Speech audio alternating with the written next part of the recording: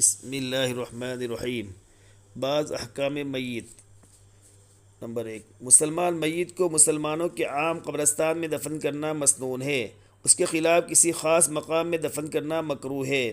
عالم یا بزرگ کو کسی مدرسہ یا مسجد یا اور کسی خاص مقام میں دفن کرنے کی وبا عام ہو گئی ہے۔ حضرات فقہا رحمہم اللہ تعالیٰ نے اس پر خصوصیت سے نکیر فرمائی ہے۔ ایسے مقتدی حضرات پر یہ وصیت کرنا واجب ہے کہ ان کو مرنے کے بعد عام قبرستان میں دفن کیا جائے۔ احسن الفتاوی جلد 4 صفحہ نمبر 206 205۔ میت کو ایک شہر سے دوسرے شہر مثلا گورکھپور سے بستی کی طرف منتقل کرنا مکروہ تحریمی ہے۔ مستفاد احسن الفتاوی جلد 4 صفحہ نمبر 208۔ یہ وبا بھی عام ہوتی جا رہی ہے، مقتدی حضرات کے ساتھ بھی یہ برتاؤ بے تکلف کر لیا جاتا ہے۔ ایسے حضرات کو چاہیے کہ یہ وصیت کر دے کہ جہاں ہمارا انتقال ہو وہی کے عام قبرستان میں ہم کو دفن کر دیا جائے، کسی دوسرے شہر کی طرف منتقل نہ کیا جائے۔ 1-2 میل تک منتقل کرنے میں مضائقہ نہیں، لیکن اس سے بھی احتراز کرنا بچنا بہتر ہے۔ میت کا منہ دکھانے کی رسم واجب الترک ہے، چھوڑنا واجب ہے۔ میت کا منہ دکھانے کی رسم واجب الترک ہے۔ آج کل یہ قبیح رسم خواہ علماء مشائخ میں بھی عام ہو گئی ہے، اس لیے اس سے احتراز کی وصیت کرنا واجب ہے۔ وصیت نہ کرنے کی صورت میں اس کا وبال اور عذاب میت پر بھی ہوگا۔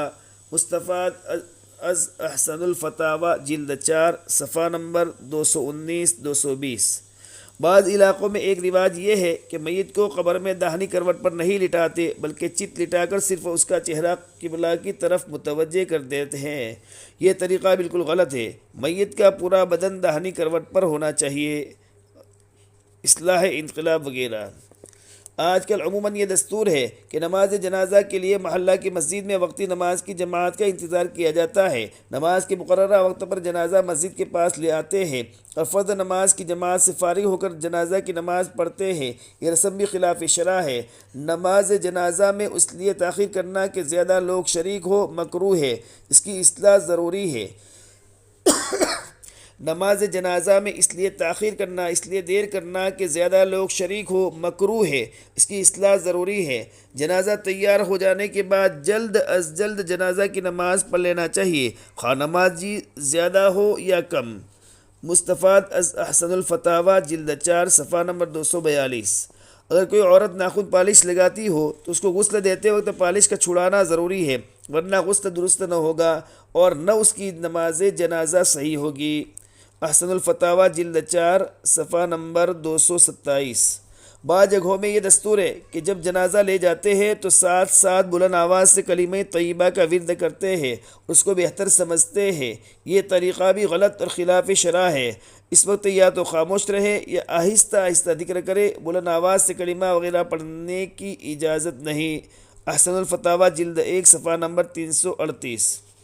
دور حاضر کی ایک رسم یہ ہے کہ جس روز کسی کا خصوصاً صاحب وجاہت یا صاحب کمال کا انتقال ہو جائے، ہر سال اس تاریخ کو اجتماع کیا جاتا ہے، جلسے جلوس منعقد کیے جاتے ہیں، دعوتیں ہوتی ہیں اور بڑے اہتمام سے اس کو منایا جاتا ہے۔ قرآن اور سنن، صحابہ، تابعین، ائمہ مسلمین اور سلف صالحین کسی سے اس کا کوئی ثبوت نہیں، لہذا اس کو ترک کرنا واجب ہے۔ احکام میت صفحہ نمبر 242۔ اللہ تعالیٰ ان تمام باتوں پر عمل کی توفیق عطا فرمائے اور میت کے جو احکام ہیں، بری رسمیں جو ہے رائج، اس سے بچنے کی توفیق عطا فرمائے اور اس احکام میت کو خوب پھیلائے، خوب شیئر کرے، لوگوں تک خوب پہنچائے۔